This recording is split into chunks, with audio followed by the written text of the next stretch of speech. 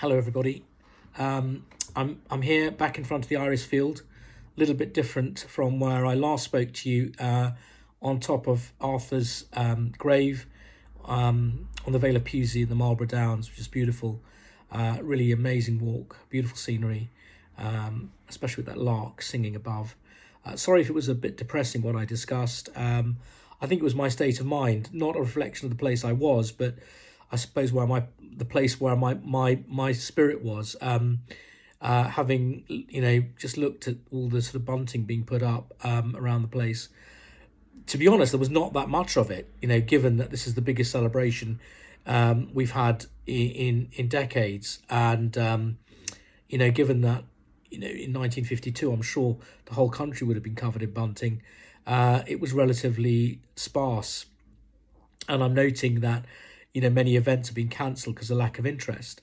But that still doesn't stop us from having to deal with a situation where we have a new king coming into power. So that was on my mind, and I obviously expressed my feelings about that at that point. There's quite a few things that have been on my mind recently. We have, as a society, as a group of people, we have been sliced and diced for the last few years since Brexit, and it made me think. When do you slice and dice things? When you do it before you put something in the pot. So, what pot are we going to be put into? We had Brexit, we had various elections, we've had lockdown, we've had vaccines, and all of us have occupied different silos, as it were. And I'm not trying to say we're all the same. Everybody's entitled to their view, and obviously the vaccines have caused, I think, the greatest polarization I've ever witnessed. With political polarization, in some respects, you can still remain friends with those people who have different political views because you like the person, you accept they're different. But then, with the vaccines, where people actually accepted something which I personally, and from my training, believed was toxic and dangerous, that's very difficult. That's a really difficult place to be in. And I know that, many of you who've got loved ones, family members, husbands, sisters, brothers, cousins, mothers and fathers, who disagree with you on this, has caused real division. And what concerns me is that we're now facing that division again. We're being faced with a king, and as kings and queens, they're not chosen by us. They are automatically put in power, which means we have no option but to accept them. And I always grew up as a royalist. I was a royalist and a Tory. I know, I feel a little bit embarrassed now when I look back, but I think this is part of the waking up, isn't it? It wasn't until I woke up and realised that I needed to not just take everything at face value and believe the BBC. And when I started questioning, as many of you will have done, you start to realise that there's more than we see. I can't remember the name of the Greek. Was it Aristotle or Plato but one of the great philosophers talked about the cave in which people lived, and they could only see the world as shadows, the back of the cave, and that was all they knew. And then when one of them actually escaped the cave and told them what the world was really like, they killed him because they couldn't believe that was the case. And that very much is the case for a lot of us now. I think when this really was brought home to me was the fact that God decrees life on this earth. And I read something quite interesting where someone had spoken about the seasons and how God changes seasons in nations by changing the leaders. Once there is a leadership change in a nation, the season has changed in that nation. And in Daniel chapter 2, verse 21, it says, "And he changed the times and the seasons. He removes kings and raises up kings. He gives wisdom to the wise and knowledge to those who have understanding. and this is God. And if you believe in the divinity of kings, then that's a decision you have to make, whether you believe that Charles has been chosen by God, and he is there as God's representative. Some people still abide by that thinking. I don't.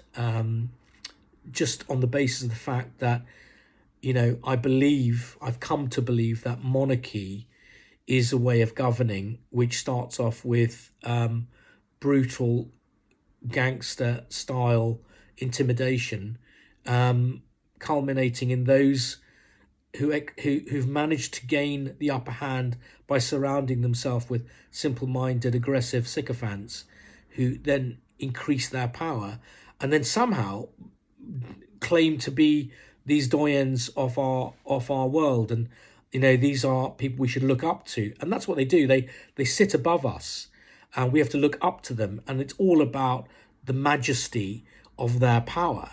And yet they took it with a sword. They took the land with people around them. Now, in the early days of the Anglo-Saxons and Wessex, when you look at Alfred, kings like that, there was some sort of divinity and goodness about them, and they did bring about unification, and they did bring about good things and order within society. But right now, I'm not seeing that with this particular individual. As I said, how can I have respect for a man who, throughout his life really has never really stood for everything other than, coming up with concerns about architecture, concerns about the land and pollution, which I agree with. We all believed he was a real green, but then he started moving towards the whole climate change issue. So where does he actually stand? What does he represent? And furthermore, have we forgotten what happened with Diana? That massive outpouring of grief when she died. And there's a big question mark as to, how she died, the circumstances of her death. Was there foul play? Was the royal family involved because she was embarrassing them? She was aware that King Charles, Prince Charles at the time, was having an affair with Camilla Parker Bowles. And there seems to have been affairs going on with that family across the board. I don't know. This is what I'm hearing. I'm not saying this is fact. These are just rumours that I'm repeating that I've heard, and I think they're worth considering. But we do know for a fact that she was married, Camilla Parker Bowles, and he was married, and it was an adulterous affair. And from what I can understand, Diana asked him not to carry on, and he carried on. And then so she, went off her way, and the rest is history, as they say. But it appears that that's been very conveniently brushed under the carpet. And it just shows how short-minded, how short people's memories are, and small-minded people are, that they forget about that traumatic event of our relatively recent history. You've also got to understand and contemplate the fact that this man, who is about to become King of England, was friends with one of the most prolific and wicked paedophiles and necrophiliacs that we've ever heard about. These people sometimes don't get caught. They hide under the radar. And this man managed to masquerade as an amazing benefactor, charity fundraiser, to cover for this bizarre behaviour. And he wasn't just friends with Prince Charles. He was an advisor for 20 years. Now, if I was to try and go and speak to Prince Charles and to befriend him, surely the security services would have vetted me and checked me out to make sure that I was a person of good standing.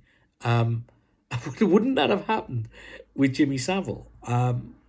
It's ludicrous to think that it didn't happen. So at what level does this behaviour carry on at, and at what level is it accepted? Is it blind eye turned away from it? And what's really concerning is that from my reading and from my understanding of that relationship, it would appear that Dickie Mountbatten was the arbiter originally in the introduction of Jimmy Savile into the royal family. So what was he up to? And in many respects, what's going on in that area. You've got Prince Andrew, with question marks over him and his behaviours with Epstein. So we've now about to see a man who's got a very dubious background, claiming to be the defender of faiths. The Queen, in many respects, was someone who I had a deep respect for because I'd grown up with her, and at the time I was a royalist, and she didn't really give me that much cause for concern.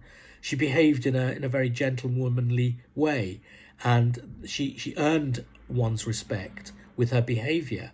I know there are many question marks, especially about what happened in Canada with the native children in that school. And again, I don't know enough about that to comment, but that is of concern.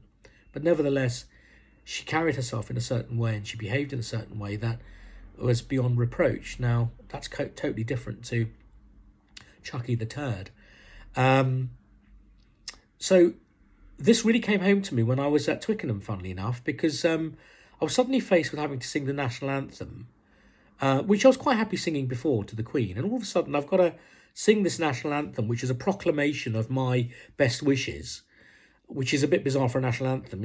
I would much prefer a national anthem like Jerusalem or I Vow to Thee My Country. But, God Save the King, God Save the Queen, as it was. And I just looked it up and it stuck in my throat. In fact, I didn't sing it. I went off to the bar and got a beer. I stood up for the other national anthems, but that one I had to go away because I couldn't sing it. And the reason I couldn't was, if you listen to the words, God save our gracious King. Now, how is he gracious?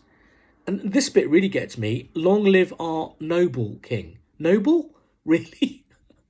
God save the King. Does he believe in God? What's his faith? At least with the Queen, she had some, pretty beautiful things to say about the Christian faith. I've not really heard him say anything, other than I think his interest in Islam, which is fine, and his interest in other religions, which is good.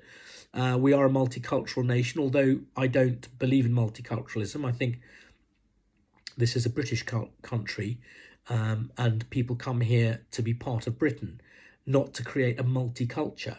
We accept other cultures, but personally, I don't think we should become multicultural.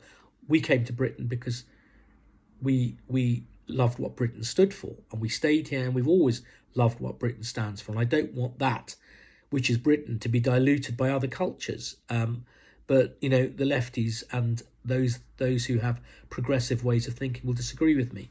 That's my view. It goes on to say, send him victorious, happy and glorious, long to reign over us, God save the King. Now, what you might not know is there are some others, there's two other passages to this, which are quite scary, really, which I can understand why they're not sung on a regular basis. And it says, O Lord our God, arise, scatter his enemies, make them fall, confound their politics, frustrate their knavish tricks. On thee our hopes we fix, God save us all. The choicest gifts in store, on him be pleased to pour, long may he reign. May he defend our laws, and ever give us cause to sing with heart and voice, God save the King. There you are. So next time you think about that, have a think about what that national anthem is all about. I like that. Confound their politics, frustrate their knavish tricks. Well, if you look at British history, I think we were the ones at the knavish tricks, wasn't it? Anyway, as I talk about Charles, what has come to mind is the story of King Ahab, which is in 1 Kings chapter 16. You can just read on from there. It's in the Old Testament. I highly recommend you read it. I know some of you don't read the Bible, but I would encourage you to do so, just out of interest, really. But what struck me, and it's been on my mind, is that King Ahab was known as probably the most evil of kings in Israel. And he was even more evil, having married Jezebel, who encouraged him to support and worship Baal, and set up Asherah poles. Now, what I do know about the Baal worship is that they offer child sacrifice. And so what I can imagine is this is pretty horrific sect, and yet the king of Israel turned a blind eye to it, and in fact almost allowed it to happen, which is very worrying. There were many things that King Ahab did under Jezebel which was shocking. She put to death all God's prophets, the prophets of Yahweh, and a handful, about 100, were saved by one of the king's servants and advisors who managed to hide them away. But most importantly, it's the story about Elijah, and that always is quite amazing. The bottom line, and what I'm trying to say about this, is that you don't know the heart of a man who's in power of you. We are given glimpses by the company he keeps, by what he's done. And here we have someone who is placing himself above us in authority over us. And Ahab was a weak-minded king. He married an extremely wicked woman. Now, I'm not saying that about the queen. I'm not saying that Camilla is that way, but it's a state of mind, because it's not just about the marriage, it's about who he keeps company with, who he chooses to be aligned with. And right now we have a king who is aligned very closely with the World Economic Forum. He speaks at their events. He spoke at the COP24 or whatever it's called event. And so you've got someone who is about to be crowned as king, who has these dubious connections. And like I said in that previous video, we're in a new season now. We are passing into a new season, a season away from Queen Elizabeth to King Charles. And with everything that's been happening to us over the last few years, I can't imagine that there's many of you who just think everything's hunky-dory and that, everything's going to be fine. I pray that we are protected and that we are kept from whatever evil will come through and be channeled by this man who doesn't seem to really have any ethics or morality about him, other than to say things to make himself look good.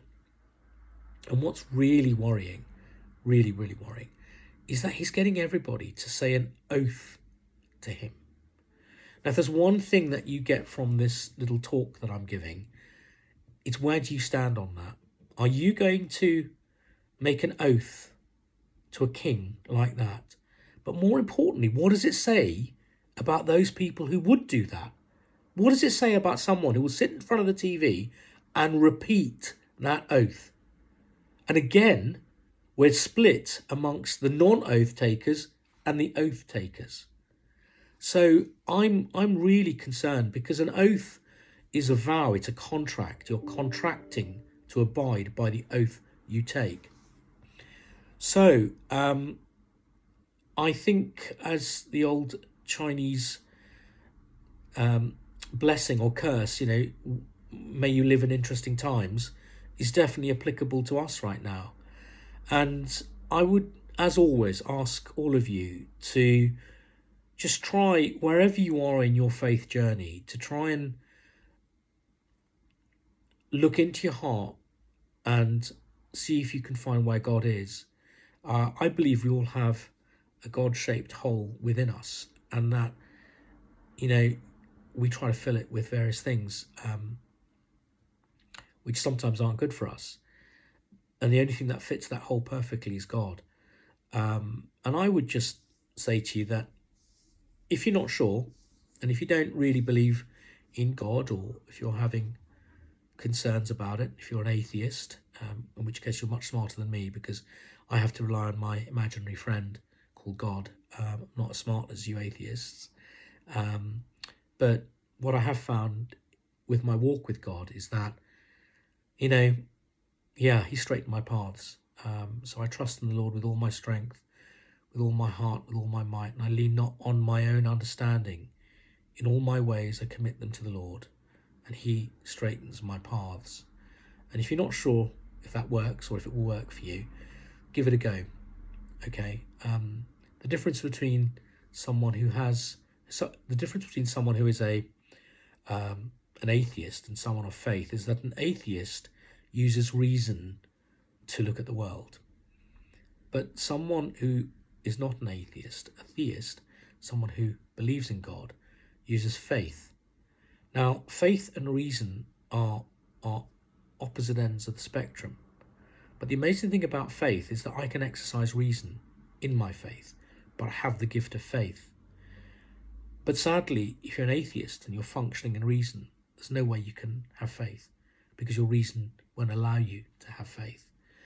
And so with that in mind, I just commend you that if you're in that place and you don't know, and because we're coming into difficult times, I would recommend that you take a moment, some quiet time, and just ask God, are you there? If you're there, please prove it to me. Show me you're there.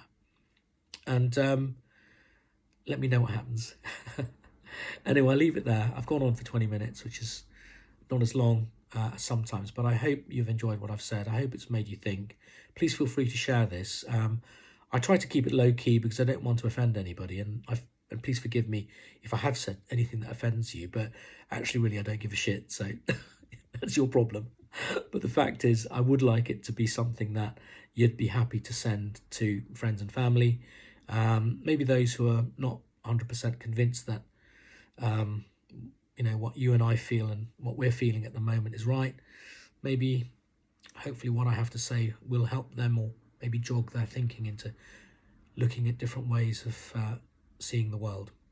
Anyway, I wish all of you a fabulous weekend, whatever you're doing, and I just look forward to a happy and blessed future, because I think the more of us that start to show love and fill the world with love, the better it'll be. And judging by the vast majority of people I've met recently, my good friends and my other awake comrades, there's a lot of love there, and I'm proud to be part of this amazing community.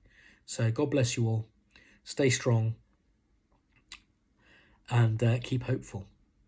God bless. Bye-bye.